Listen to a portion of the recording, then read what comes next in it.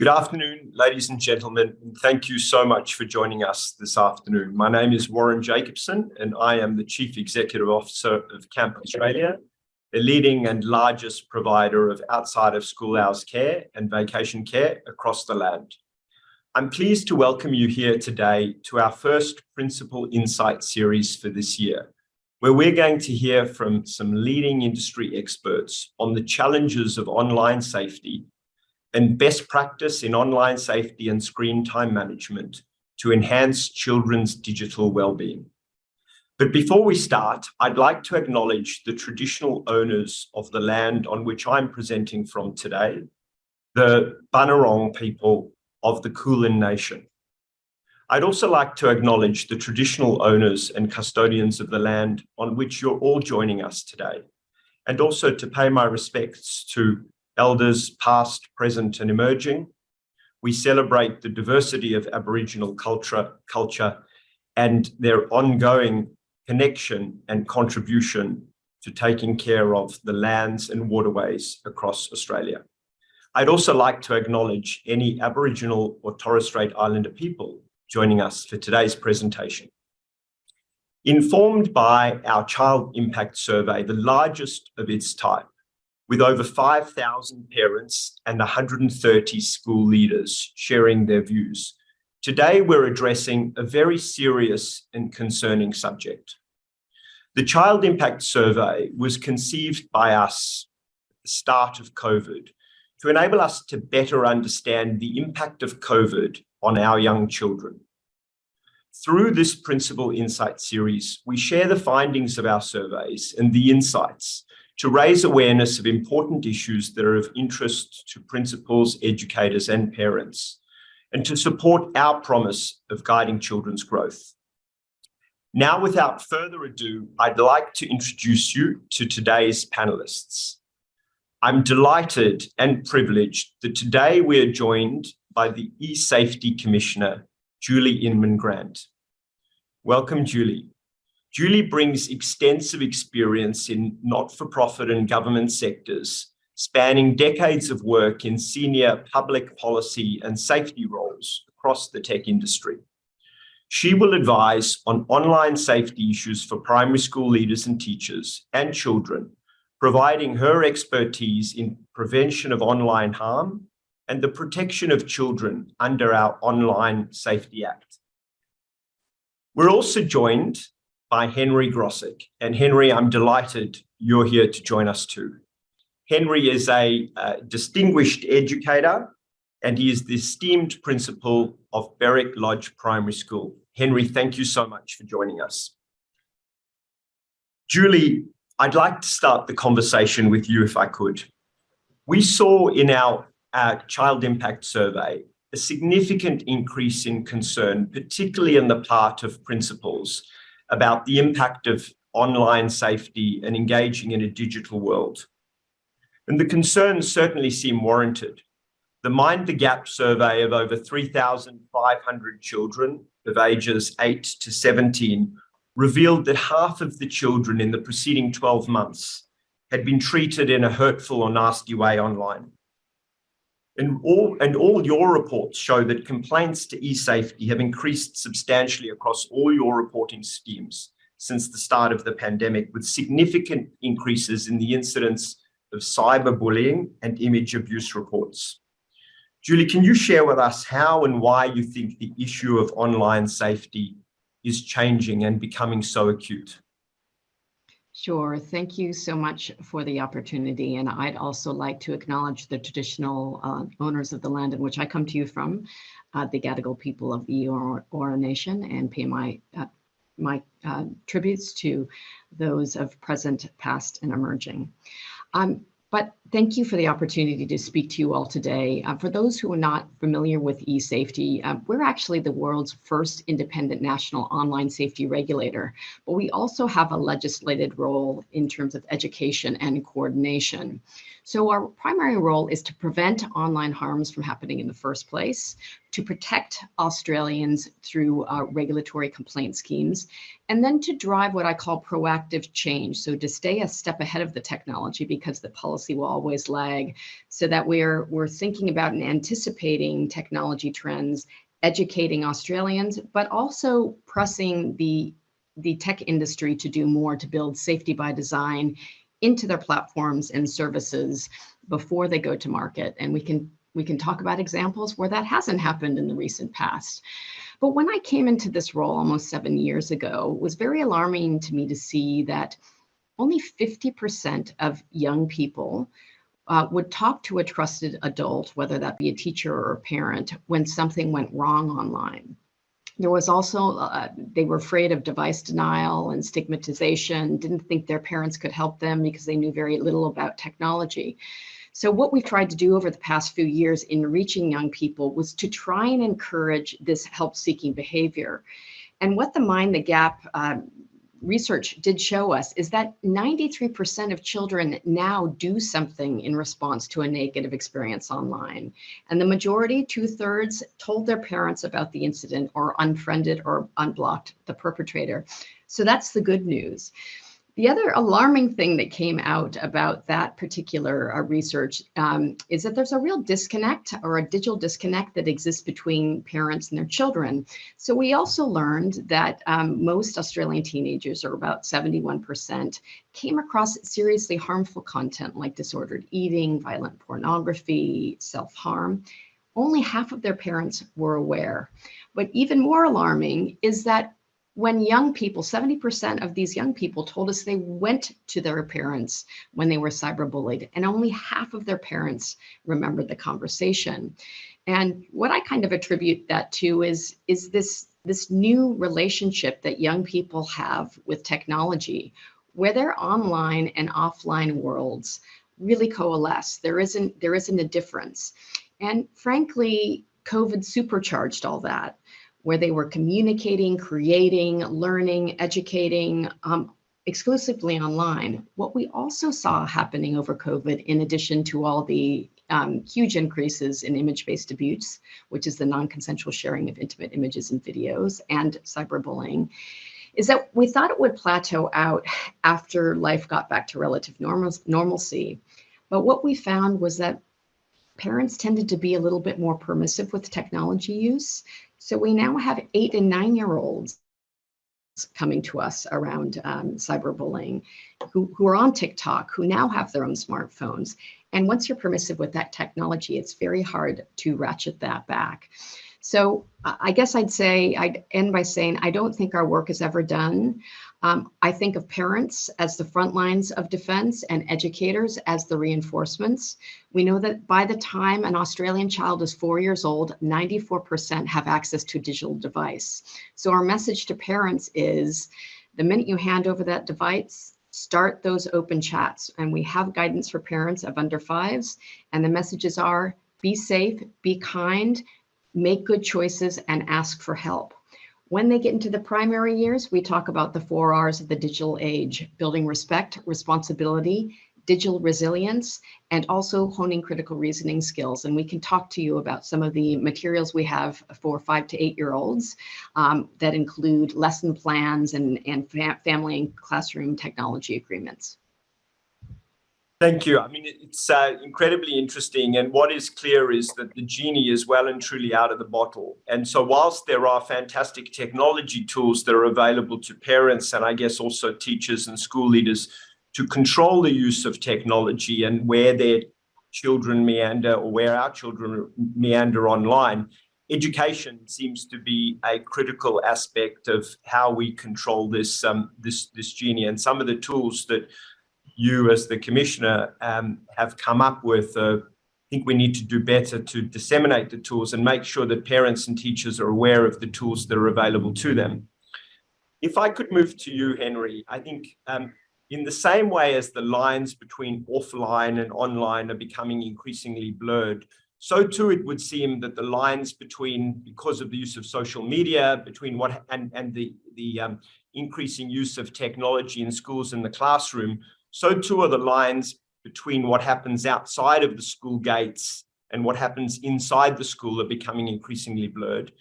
And this is placing, I guess, a greater pressure and responsibility on teachers and school leaders. And so I guess as you've seen this increase in technology change, what are some of the most effective strategies that you've seen implemented to manage this blending or melding of the world outside the school gates and then on the school grounds? Good question, Warren. And I was sitting here listening to Julie, and I couldn't help but agree with absolutely everything that she said. Look, I guess the starting point for that is we have to, in schools, accept that our responsibilities now, insofar as online behaviour off campus, is very much more part of our responsibility. Our hackles go up a little bit, have historically, and I don't know how many times I and other principals and teachers have heard, Saturday night at 10 o'clock, my daughter got a nasty text from a boy, who's at your school, or was at your school, implication, what are you going to do about it?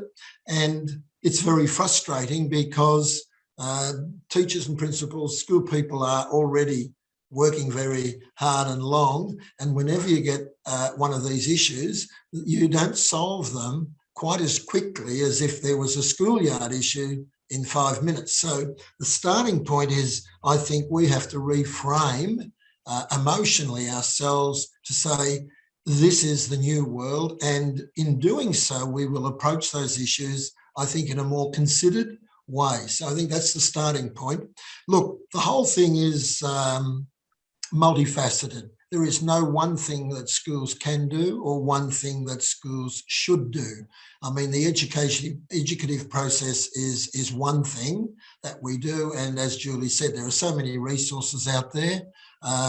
Getting people to find the time to access them all in schools and share them with parents is one thing. I mean, we're a pretty strict environment in the schools in terms of our policies, our accountabilities, our resources. They're all there for us. Time poor would be the big issue for a lot of teachers and principals. So in getting the message out there to parents who are time poor themselves, I mean, a lot of them go home, they're time poor, and their kids are more savvy with the technology.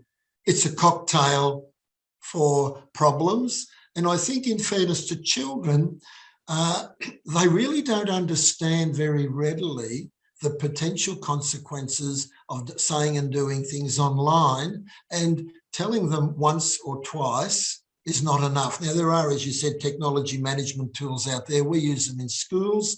Having parents use them more with their children is another thing. I mean, getting children to speak up more. I mean, there is that dobbing in principle. I mean, children can get excluded from their social circles out of school without us being aware of it until there's a problem more.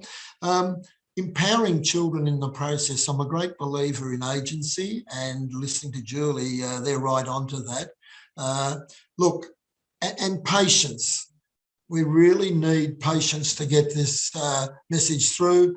And if you're a teacher or a principal for any length of time, you know that you've got to do things over and over and over again and again and try new things.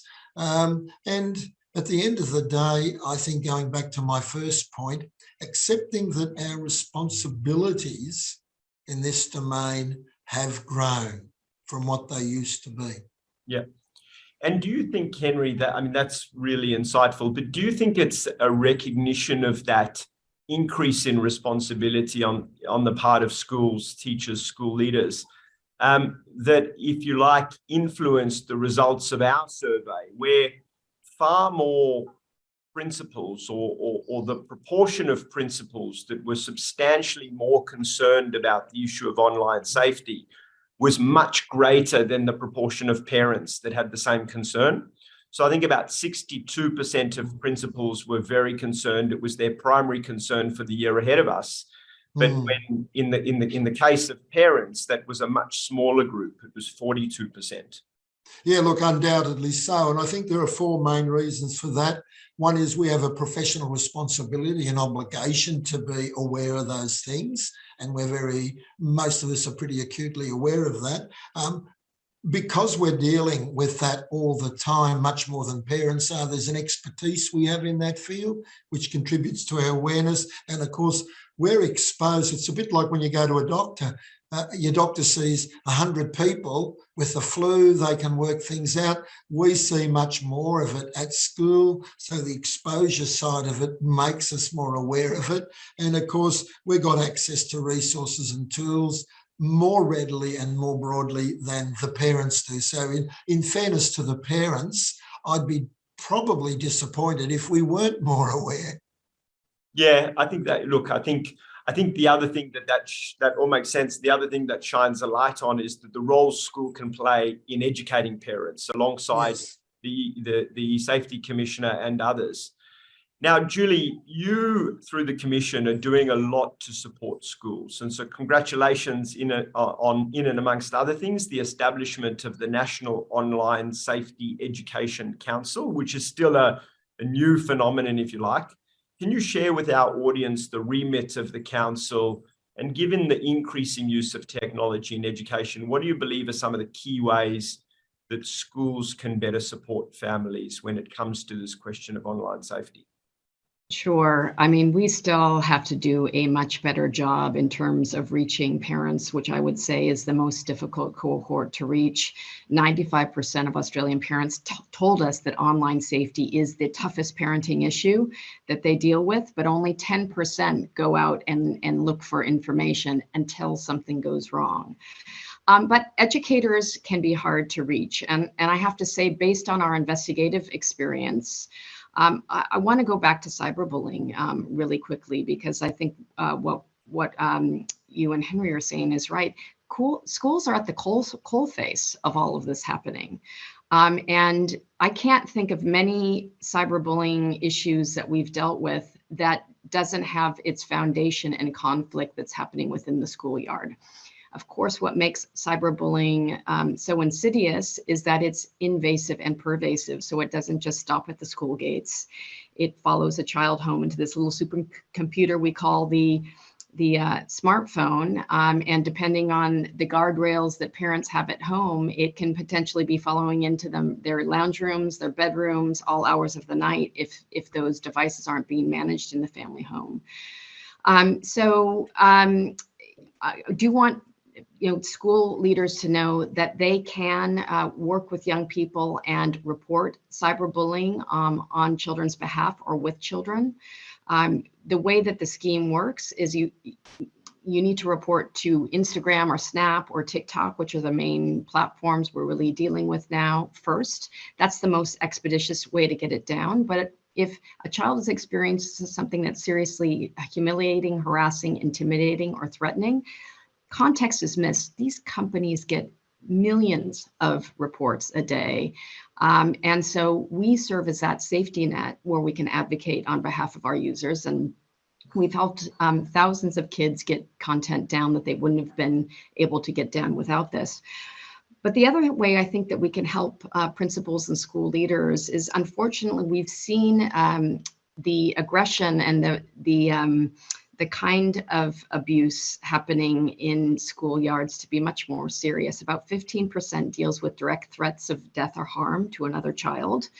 We just had a situation where we worked with a deputy principal where 6 14-year-old boys were targeting another 14-year-old girl with death and rape threats, piling on her incessantly because she said no when one of their friends asked her out for a date.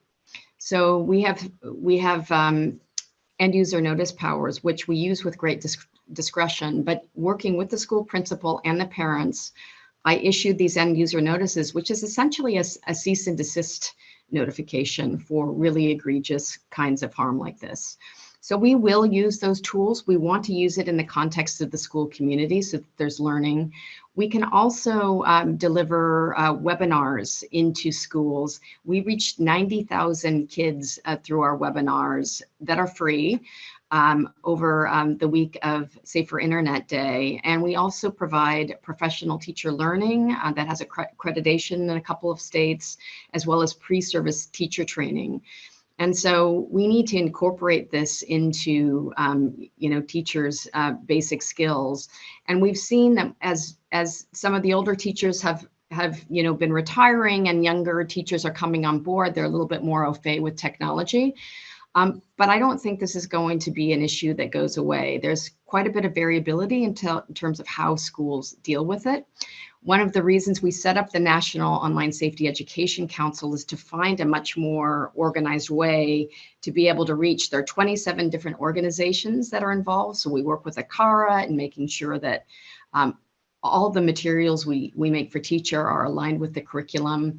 But of course, a lot of the determinations about what is taught is at the state and territory level. And then we've got the public schools, the Catholic schools, the independent schools. So all of them are together. We're trying to make sure that it's interactive, because often the trends that you see on the playground are the trends we need to be aware of.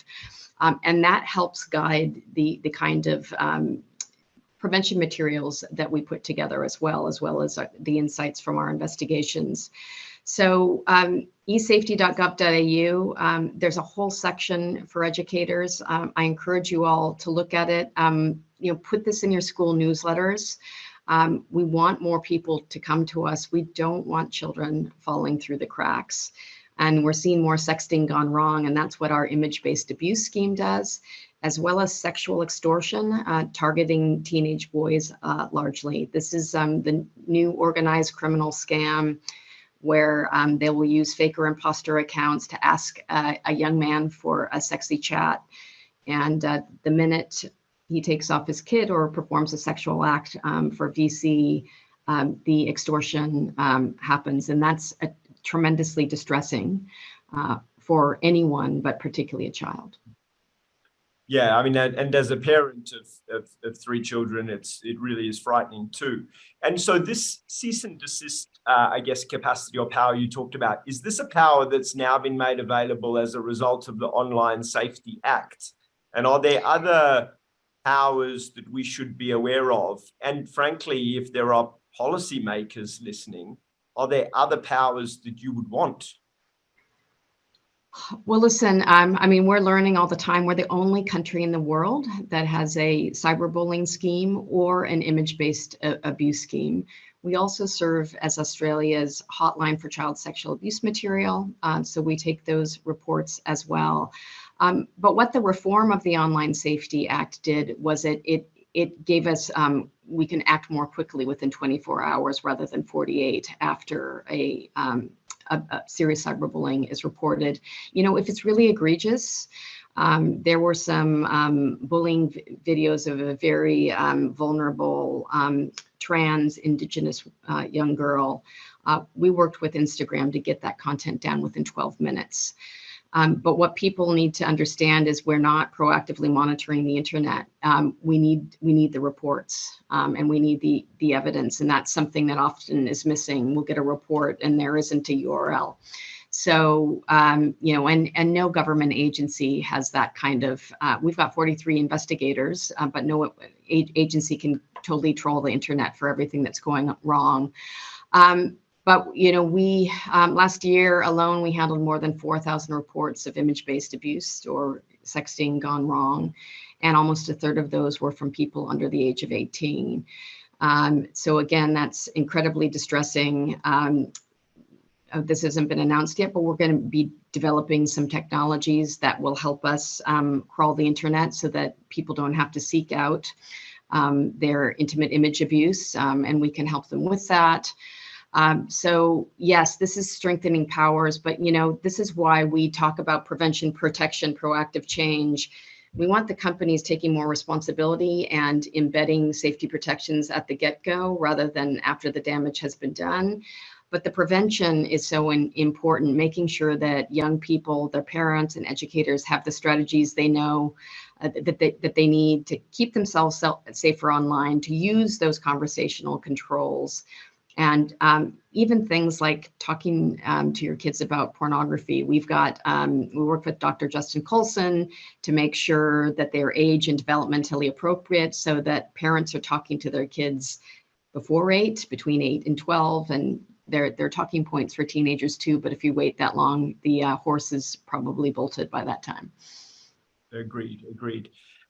Henry, a lot has been made, I guess, also about the influence of harm in an online environment on the mental wellness of children and increased incidence of, anxiety, behavioral problems. We've certainly seen across our services, from the youngest kids to those who are finishing primary school, considerable increases in behavioral challenge in service.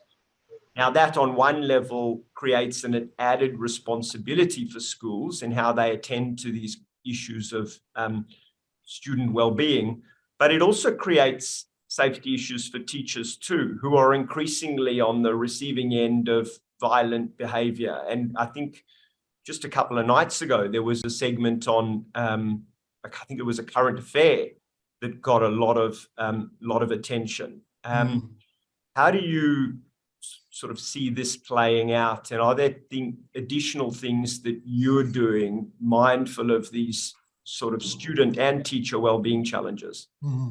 Look, I was speaking on Today this morning about this very topic.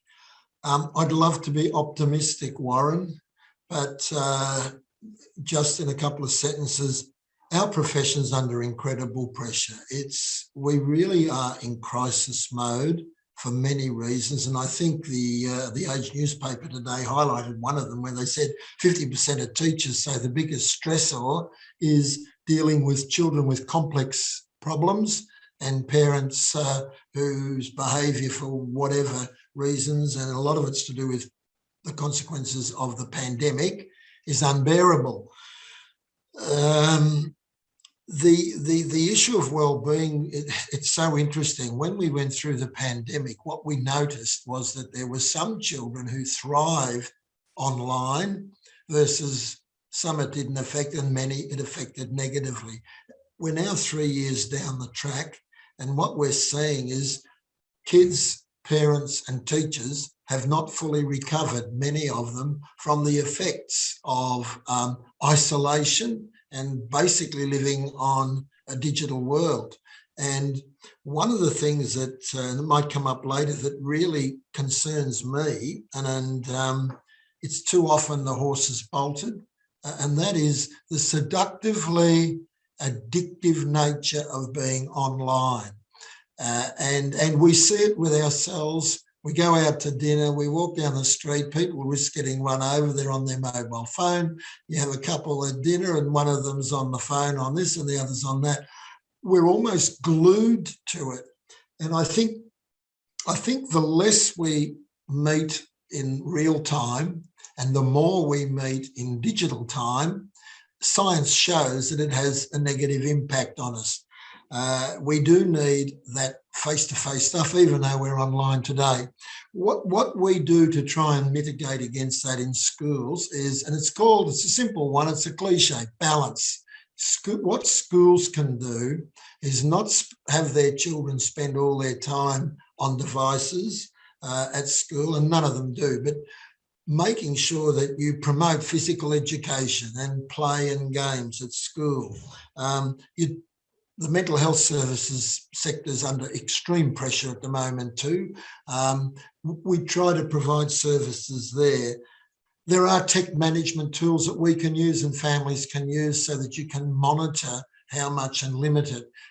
I think getting the message through to people that you want to spend less time on the screen and more time in person and doing more physically active things. It's a long slog, it's a marathon, and we're not going to have 100% success. But that's the message. But yes, overall, and teachers too. I mean, we're human beings. Some of them spend their time on the computer and the social media platforms far, far more than perhaps they should. It's working with people such as Julie Inman's team to get balance back into our life. Now, that's going to be hard because, as you said at the beginning, in too many cases, the horse is bolted, and a lot of children just don't get abstract consequences. They actually learn, like my father used to tell me so many times, son, why do you have to learn the hard way? I wished I didn't. And we don't want children to have to learn the hard way. Let's try and make the hard way a soft landing as much as possible. Yeah. Well, look, it's really interesting. When we conducted our first child impact survey, the number one feedback from both principals and parents, particularly coming out of that period of lockdown and isolation, was concern about increased screen time. But more than that, it was concerns about reduction in physical activity. Yeah. And how do we get kids active again? And so one of the things that we did was we ran this national handball competition, really just about trying to get kids active again, which I think remains a challenge. But we've spent a lot of time, the implication of the conversation to this point has really been about this idea of cyberbullying or harmful imagery. And the context has really been, or the implication has been, it's child on child, it's within the school community. I wonder, Julie, if you have different thoughts about the influence of social media influencers, yeah? Where, children here are vulnerable, but not necessarily because of bullying that happens from, kids in the playground, but the adverse influence of this rise of a new phenomenon. Oh, that is such a multi-layered subject. So there's the concept of sharenting, and there are a spectrum of harms and I guess a spectrum of influences. When we first put out our 0 to 5 guidance for parents, I was ridiculed by Karl Stefanovic and others for saying that, when we take pictures of our children on the first day of school, we should be asking them if they're okay for us to share with their grandparents or put on Facebook. And so it kind of gotten taken into a narrative of, oh, you have to ask your 3-year-old to take a picture of them, right? My point was, if you're modeling as a parent or as a teacher, if you're modeling good online behaviors by asking for consent and showing that respect, or, maybe getting off your Twitter feed when you're at the dinner table while you're yelling at your kid to get off Fortnite. We have to role model these good and positive behaviors. And so I think now people understand what we mean by, by asking for consent. And thanks to Chanel Contos and others, that is really important. But when you think about it, we're building a digital dossier on our children before they're even born. We're using fertility apps. We're putting sonograms on Facebook, the first baby picture, and that kind of collection of data throughout their life continues, whether it's on their Opal card or their Spiggy card or, on school rolls and their school addresses. So it does continue. And so there has been a movement against sort of sharenting, or in a way that would embarrass a child or create a kind of digital footprint for them that they have no agency over. And, that's natural. Parents want to remember, they want to, share, their children's milestones, but we do need to think about the personally identifiable information we're putting out there. When you get into influencers, there are a number of parenting influencers there that are putting out their cute children and monetizing that. To me, that's bordering on exploitation, and it's probably nothing we can do from a regulatory perspective. But I think as a society, we have to ask if this is the right thing to do for our children. We're going to have to hone people's critical reasoning skills, because it's hard to determine what is real and what is not, and what is an advertisement.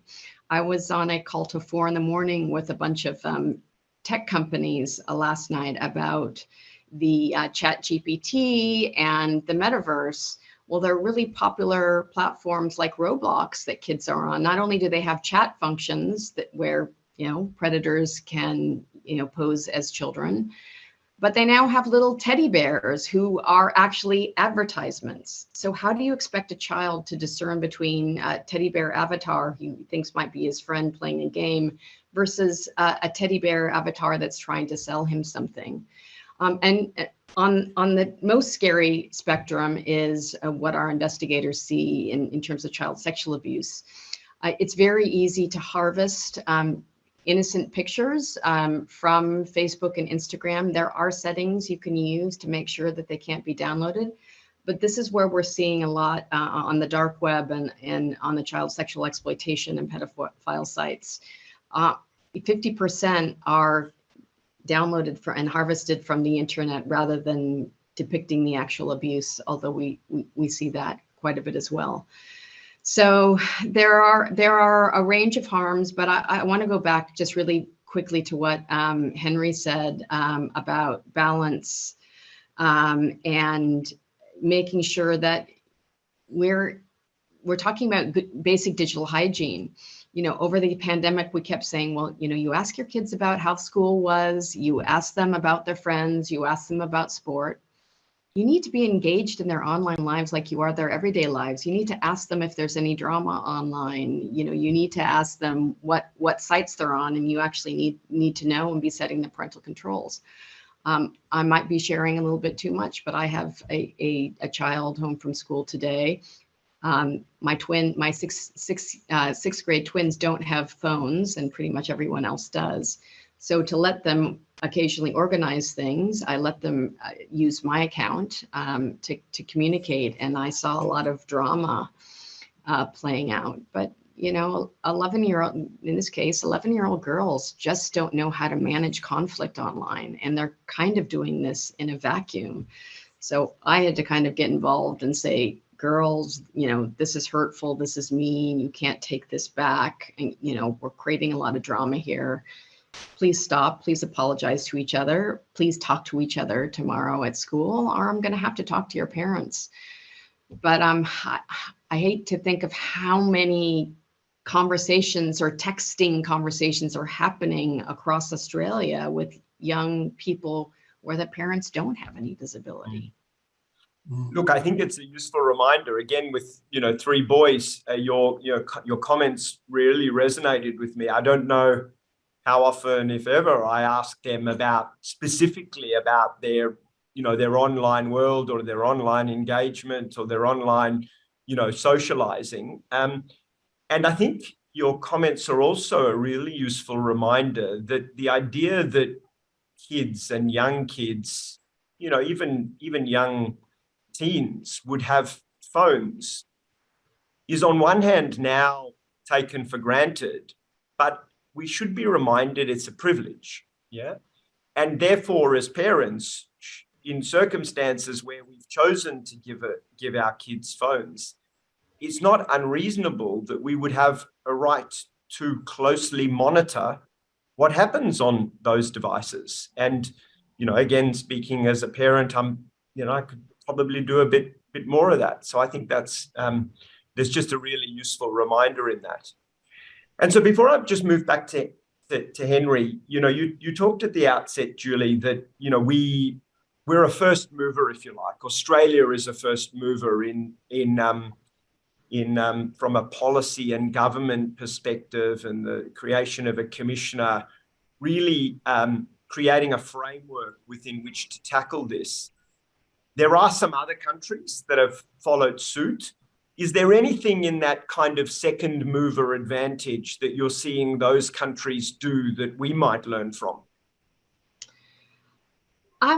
Well, I think they're really very much in startup mode. So Fiji was the first country to develop an online safety commissioner. They have a new government, so the role has been open.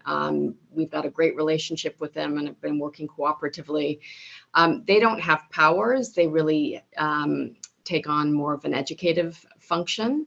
Now, Ireland just announced their online safety commissioner last week. we've been working with the Irish government for 2 years. They were trying to grapple with, do we just use big systemic powers, to like codes, like we have, and transparency powers, or do we actually engage in the individual complaint schemes? Ireland has decided to start with the systemic powers and then work in the individual complaint schemes. Now the UK, with the online safety bill, that's been underway. The legislative process has been underway for almost 7 years. And they expect that will be done at the end of their summer, but it will only be looking at the big systemic reforms. So the individual British citizen won't have the same ability to have individual pieces of content taken down, or to have platforms and perpetrators be fined for actions taken against the UK. And then the European Digital Services Act, there'll be a whole new range of organizations that will come on board. So we've created a global online safety regulators network so we can learn. We don't think we've got all the answers. There will be some innovations that happen that we'll want to emulate. And I think that's particularly important when we think about the metaverse, where everything will be hyper-realistic, high sensory. Any form of online abuse will feel more visceral. What we've seen with ChatGPT and generative AI, the ability to create different ways to manipulate or socially engineer people is going to be quite scary. So that applies to grooming, sexual extortion, scams, spam, anything that involves manipulation. So we need to get ahead of this stuff. And I guess the last thing I would say is, I get the idea of let's ban the smartphones and let's ban the GPT, but I'm not sure an abstinence approach is totally going to work if we don't teach the kids how to self-regulate on phones, if we don't teach them how to discern between fact and fiction, because they're going to be immersed in a world of artificial intelligence. We need to give them the skills they need to be able to successfully navigate those new and frankly very scary worlds. Agreed. Now, Henry, if I could come to you, I mean, on that point, to what extent do you think this idea of education about engaging in an online environment and the manner in which that's going to change, to what extent do you think that needs to permeate or be reflected in the curriculum, in the way in which kids are taught, or in the structure of the education system? Look, it's like a piece of string, Warren. How long is a piece of string? How long is the educative process? How far should it go? The short answer is yes, we need to keep doing those things. But listening to Julie, and I've spoken with people who are trying to monitor the metaverse. I mean, part of the problem, and I don't want to speak for Julie, but I feel she might be quite frustrated at times because the tech companies are advancing technology at such a rate that it's ahead of the curve. I mean, we aren't even on top of pre-metaverse challenges, and now we've got the metaverse. And the thing about children is that they learn new things quicker than we do, but it doesn't mean they have the maturity and wisdom to handle them. A classic variation of that is, and we're talking about sexting and bad behaviour, relationship behaviour between children. We're finding in primary schools, and I'm sure anyone who's watching would know, the children in grade 4, 5 and 6 now, they have girlfriends and boyfriends in a way, and they communicate in a way that we did when we were 13 or 14. Our sex education courses, in many cases, I believe, are way behind the 8 ball. You throw online networking, communication, chat rooms, and the kids can work around Google Classrooms even. Anywhere you go, kids are curious. And I think curiosity is wonderful, but at the same time, it's our responsibility to try and harness that. Now, I honestly feel it's, unless we get international governments on an international scale, bandying together and working with the big tech companies who have got to be profit-based. And they're developing these technologies that once the cat is out of the bag, you just can't put it back in there.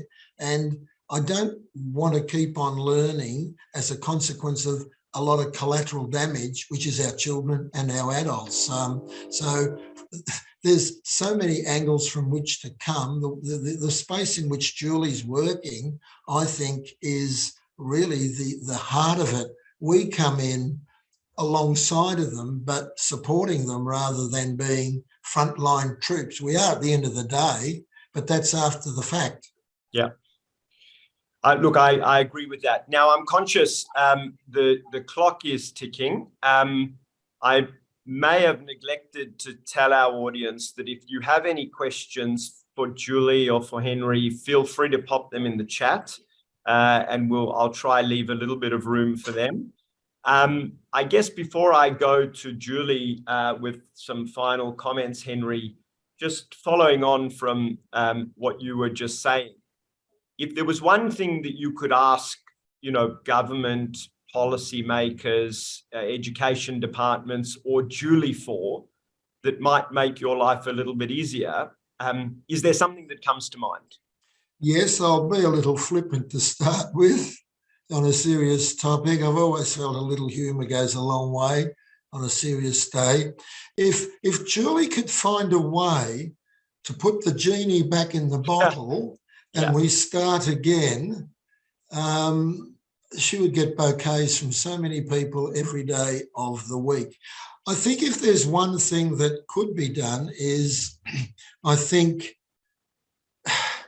we set aside all our different arguments about everything and we sit down and we map out where are we now, and it's not in a good place in a lot of ways. Some areas are good and Australia's leading the way. But I think we'd like to see more consistent, stronger leadership on these issues. And I really think I need to see governments get the big tech companies on side in the first place to perhaps build in some more safeguards rather than us building them in after the fact and then being told, hey, we've got a dangerous thing here. You need to educate parents and kids in how to use it better. But at the same time, we're dangling carrots and making it as enticing as possible and even as manipulative as possible to get you hooked. We're sort of, I think in many ways, we're fighting, we're fighting against the tide. It's not with us. Mm. Well, we certainly invited some members of the department. I don't know if they're joining us today. I will be able to find out after the event, but we'll certainly share recordings of this with them. And so hopefully the message will be well received.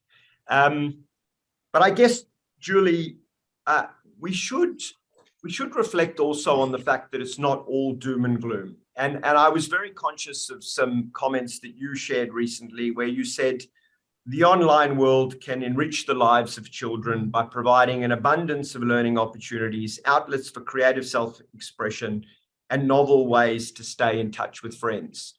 And we also saw, during that, it's almost a distant memory, but that very difficult period of isolation and lockdown, that children were able to maintain relationships, children were able to continue to learn in some way through the incredible job that our teachers did in pivoting to an online world. And I've certainly also read lots of research regarding the merits of screen time, albeit always balanced for children who may be autistic or who have ADHD learning and regulation challenges.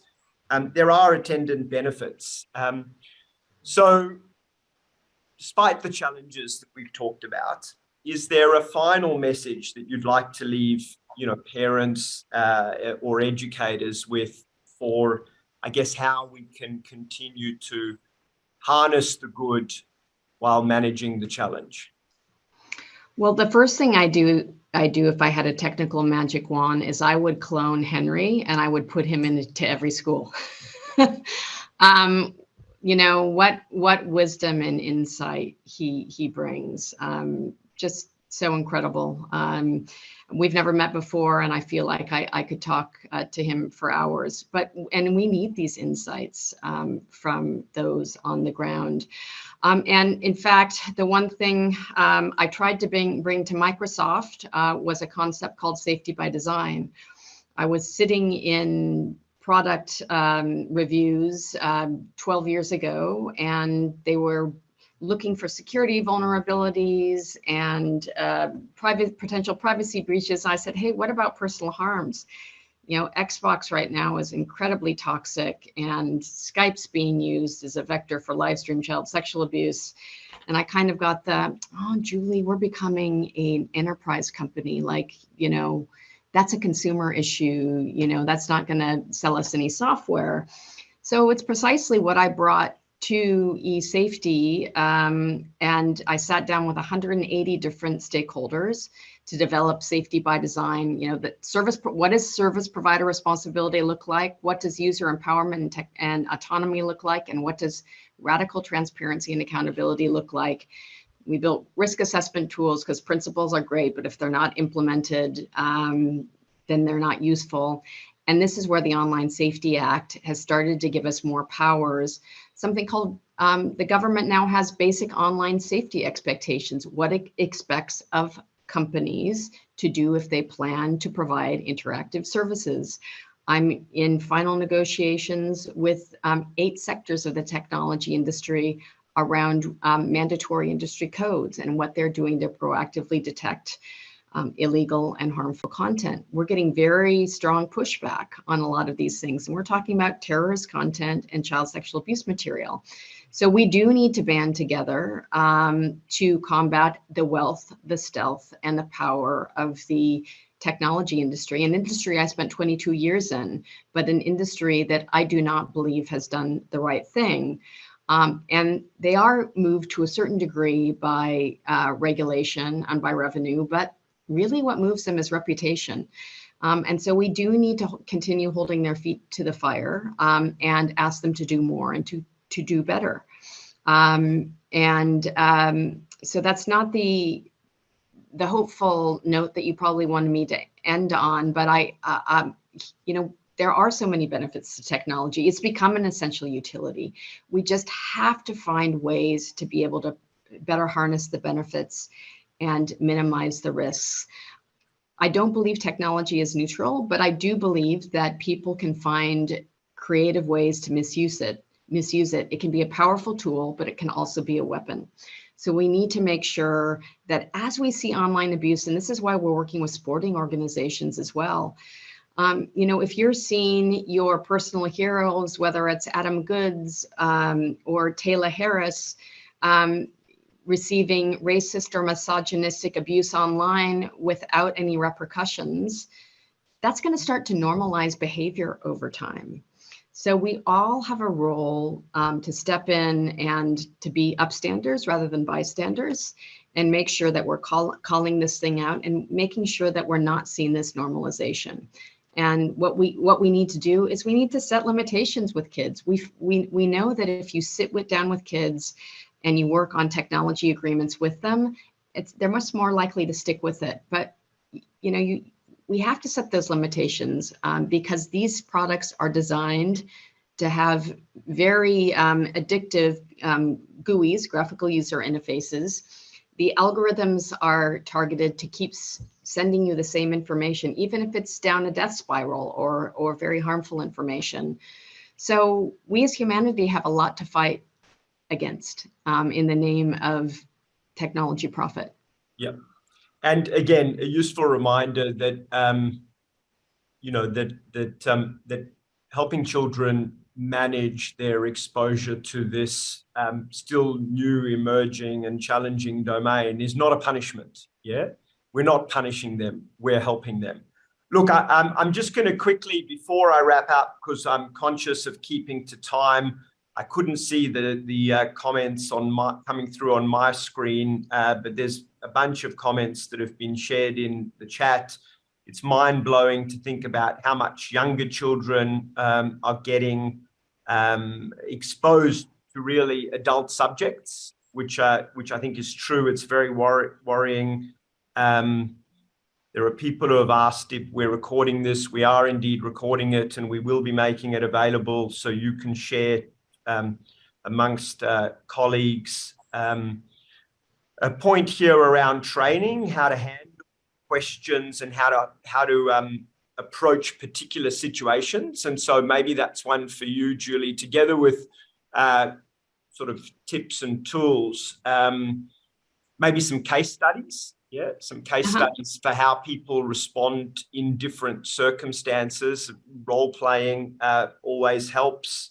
A comment around policies in place restricting companies from using children to make money.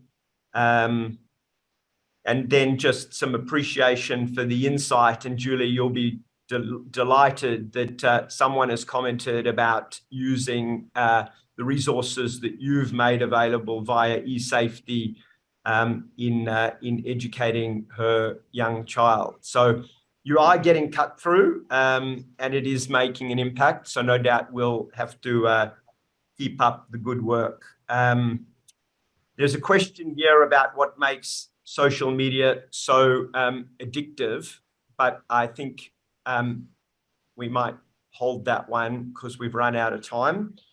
And I will take the opportunity to thank both Henry and Julie for joining us. There's a well-known West African proverb that all is not said. And I'm sure everyone will agree this is a big topic. Henry, I think you described it as it's like a ball of wool. You pull a strand and it just unfolds, or a balloon, you squeeze one end and the other end pops. We still have lots to learn, and we've only scratched the surface. I do want to thank you both for your incredible experience and insight. Your comment and your education has been exceptional.